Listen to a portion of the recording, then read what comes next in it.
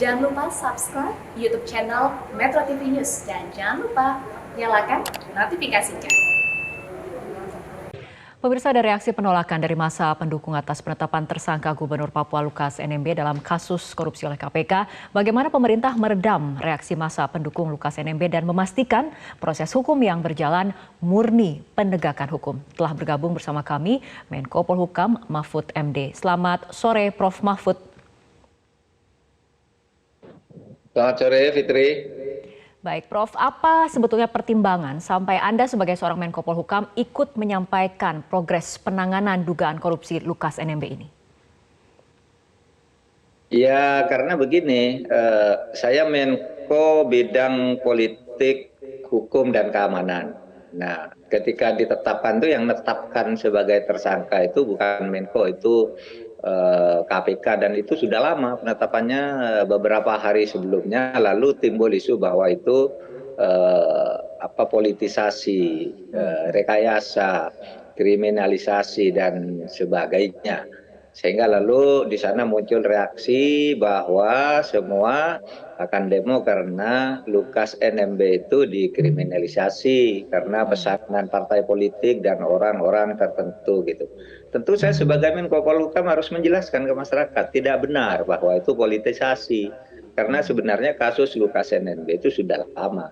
Sampai sekarang kan belum ada yang membantah misalnya yang diumumkan kemarin tentang transaksi uang 560 miliar, tentang macam-macam lah, kemudian bahwa uangnya sekarang sedang diblokir karena uang yang diblokir 71 miliar itu kan sebenarnya uang kontan yang bertumpuk-tumpuk di kamar.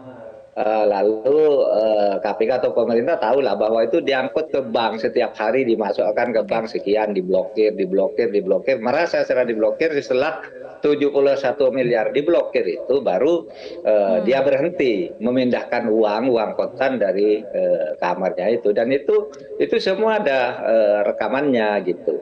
Nah, kenapa itu kok tidak dibantah, kok selalu mengatakan itu dipolitisasi? Nah, justru sebenarnya pemerintah ini tidak ingin mempolitisasi karena sejak bertahun-tahun ketika kita akan melakukan tindakan hukum dan membuat Lukas NMB tersangka, lalu selalu timbul ancaman, pokoknya kami mau merdeka, kami bukan bagian Indonesia gitu lah. Sehingga tertunda terus untuk menjaga situasi politik. Lalu karena kita sudah punya undang-undang baru, mari kita bangun Papua dengan fair. Oleh sebab itu penegakan hukum harus dilakukan kepada siapapun seperti selalu disampaikan oleh tokoh-tokoh Papua. Kalau kita datang ke Papua, tokoh-tokohnya tuh muncul ke kita, datang ke kita semua, tokoh adat, tokoh agama, tokoh pemuda, tokoh perempuan. Tolong Pak, kenapa pemerintah diam? Nah, kita memang waktu itu menjaga politiknya, ya biar lebih adem di masyarakat ngerti dulu. Tapi masa menggantung begini terus sampai bertahun-tahun, namanya kalau pemerintah tidak bertindak, berarti pemerintah itu mempolitisasi, menggantung masalah hanya karena upaya meredam orang yang sebenarnya dukungannya tidak luar biasa juga. Ini tidak ada rekayasa politik dan murni penegakan. Kita bertindak. Ya. Artinya ini tidak ada rekayasa politik dan murni penegakan hukum seperti itu ya, Prof. Prof, Anda kan pernah menyinggung di tahun 2020 lalu ada 10 kasus besar korupsi di Papua. Nah, untuk kasus Lukas NMB ini kenapa kemudian baru sekarang terungkapnya? Ya itu tadi, setiap kita akan bertindak selalu timbul reaksi. Kan bukan hanya Lukas NMB, ada beberapa daerah, bahkan juga ada yang sesudah ditetapkan sebagai tersangka, daerahnya rusuh, ada kantor pemerintah dibakar atau apa gitu, sehingga seakan-akan kita tuh mau menegakkan hukum tergantung pada orang yang mau membakar kantor, mau melawan apa tidak. Itu kan tidak baik. Oleh sebab itu, karena kita sudah punya undang-undang, yaitu Undang-Undang Nomor 2 Tahun 2021, ya kita sekarang tegakkan hukum lah. Karena di Papua sendiri yang minta penegakan hukum tuh banyak gitu. Dan selalu pemerintah diprotes, masa pemerintah takut kan gitu. Dan itu menjadi jelas, Anda tadi nyebut, sejak 19 Mei 2020 saya sudah mengumumkan. Jadi ini bukan kasus politik karena mau pemilu, karena apa, enggak. Saya sebut satu lagi, sebelum Lukas NMB itu ditetapkan sebagai tersangka, Yang kemudian ribut karena ini katanya orang dari Partai Demokrat Lukas NMB ini sehingga dikriminalisasi. 3 hari sebelumnya Bupati Mimika itu dari Golkar, partainya pemerintah sekarang, itu ditangkap dan ditahan sekarang. Oke. Apa politiknya? Katanya kan Baik. hukum harus ditegakkan, keadilan harus ditegakkan meskipun langit akan runtuh. Nah, itu yang akan Baik, kita Prof. lakukan Mahfud. sekarang secara sungguh-sungguh. Bahwa saya mengumumkan itu bukan saya menetapkan, saya menjelaskan bahwa kasus Lukas NMB itu bukan soal 1 miliar yang diteriak-teriakkan itu. Buktinya Oke. kemarin sudah kita umumkan agar rakyat Baik. tahu bahwa inilah buktinya gitu. Nanti coba jelaskan ini ke penyidik gitu. Baik, Uang-uang Prof. ini yang ratusan miliar ini bagaimana? Kemudian yang sekarang diblokir 71 miliar dan sisanya yang belum sempat dipindah karena kemudian diblokir terus itu bagaimana dan seterusnya, itu supaya bisa dijelaskan kepada hukum. Baik, Prof. Agar Papua itu bisa dibangun dengan baik. Baik, Ya. terkait temuan PPATK, Prof. Ada 12 temuan PPATK, salah satunya terkait tadi setoran tunai yang diduga disalurkan Lukas ke kasino judi dengan nilai transaksi sekitar 560 miliar rupiah. Dan Anda juga pernah mengatakan bahwa Lukas NMB ini memiliki manajer pencucian uang. Apa maksud pernyataan Anda ini, Prof?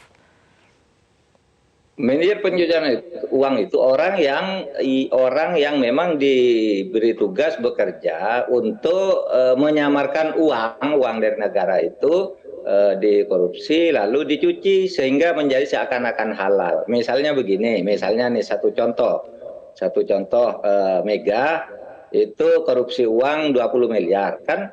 Ini mau disebutkan dapat dari mana uang ini gitu. Lalu datang dia ke Singapura ke rumah judi gitu. Pulang dari sana dia tunjukkan uang, saya dapat dari judi, menang judi nih 20 miliar gitu. Padahal dia uangnya sendiri bawa, sehingga uang yang tadinya korupsi itu tercuci. Ini bukan korupsi tapi menang judi gitu. Padahal di situ berjudi pun enggak gitu, hanya datang. Nah, itu contoh ya, itu manajer ada yang melakukan begitu gitu. Itu temuan-temuan dan ini Mega ya. Saya sudah mendapat informasi ini sejak PPATK yang sebelum ini juga dari Pak Dian, Pak tuh di Papua tuh begini, saya tuh sudah tahu modusnya gitu. Itu ya yang sekarang ini Ivan Yusti Avandana ini kan penerusnya, dan Ivan ini sebelum ini sudah menjadi kepala deputi atau deputi di PPATK sehingga dia tahu persis bahwa yang disampaikan oleh sebelumnya itu Baik, pejabat Prof. Mahfud. sebelumnya Pak Diana itu memang benar, dia juga ikut mengerjakan data itu gitu. Baik, Prof. Mahfud, Fitri. artinya menurut Anda penetapan tersangka Lukas NMB oleh KPK sudah berdasarkan bukti dan fakta hukum? Iya. Saya pastikan itu. Coba bagi mereka yang menolak bahwa itu kriminalisasi, coba sekarang berikan logika. Uang-uang yang disebutkan kemarin itu dari setoran ke perjudian, kemudian yang sekarang diblokir ini, yang diblokir ini kan baru sebulan atau 2 bulan yang lalu sampai hari ini. Coba dijelaskan tuh apa kok lalu bicara 1 miliar padahal uangnya ratusan miliar yang tercatat sebagai masalah itu kan tidak ada yang menjelaskan. Semua rakyat yang ikut demo itu dibius dengan informasi salah bahwa itu hanya uang 1 miliar. Bukan. Nah, Prof, Kalau mengenai cuma 1 miliar sih mungkin ya. Ya, Prof, bagaimana sebetulnya respon pemerintah terkait adanya aksi unjuk rasa hari ini dari para pendukung Lukas NMB? Iya, kan sudah 2 hari lalu ya, rame katanya mau ada unjuk rasa karena Lukas NMB ditetapkan hanya dengan gratifikasi 1 miliar yang sebenarnya untuk lockdown kata dia, COVID. Nah, maka kita menjelaskan sikap pemerintah. Wah, itu harus dijelaskan. Oleh sebab itu kami kemarin menjelaskan bersama-sama, KPK Anda jangan main-main gitu. Kalau tidak ada bukti jangan, maka saya undang, tetapi bukan Menko loh yang menetapkan tersangka. KPK-nya sudah tetapkan, lalu kita undang, lalu KPK yuk jelaskan sendiri dong. Apa uang 1 miliar itu kan sudah dijelaskan kemarin, yang 1 miliar itu confirm, alat buktinya jelas, ada saksinya, ada buktinya. Nah, yang lain yang ratusan miliar itu mau diperiksa kan, laporan-laporan dari PPATK itu. Nah, itu coba yang itu difahami, jelaskan di mana salahnya penjelasan pemerintah tentang ini, lalu kita adu data. Itu namanya negara hukum gitu. Sehingga saya katakan KPK itu benar, bukan mempolitisir. Memang sudah lama kita tahu itu. Gitu. Prof, selain mengawal proses hukum Lukas NMB, bagaimana memastikan kondusivitas keamanan di Papua pasca Gubernur Papua Lukas NMB ini dijadikan tersangka? Ya, kita terus berkoordinasi. Pengumuman kemarin itu dalam rangka kondusivitas ya, agar masyarakat tahu bahwa masalahnya seperti itu. Kemudian kita berkoordinasi dengan polisi supaya menjaga keamanan dengan baik-baik dan jangan sampai terprovokasi untuk melakukan tindakan kekerasan.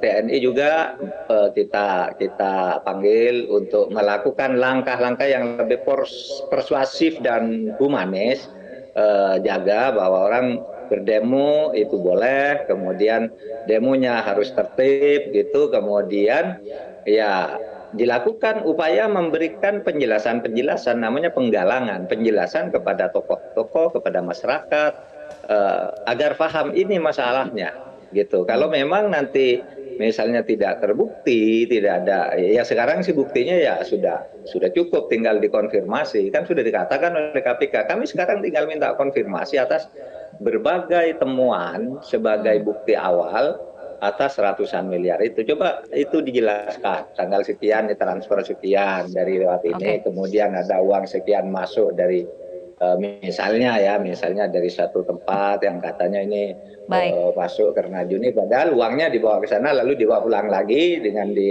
check in kan ke Indonesia, ini bawa uang dari Singapura sekian atau dari Malaysia sekian, dari Australia sekian gitu. Padahal itu uang sendiri lalu ditulis sebagai hasil menang judi gitu. Nah, mengenai tapi pembuktian kita kan tahu juga gitu.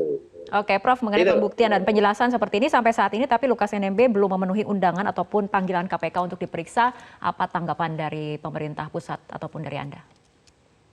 Pemerintah akan tetap melakukan langkah-langkah sesuai dengan hukum. Itu ada aturan-aturan tuh kapan seseorang boleh dipanggil, kapan seseorang boleh diperiksa, dan bagaimana caranya untuk melakukan pemeriksaan terhadap orang yang misalnya menyatakan sakit dan seterusnya. Dan tentu saja karena hukum itu kan harus membuat ketenangan, tidak boleh buat gaduh. Ya kita tempuhlah cara-cara yang tepat menurut hukum.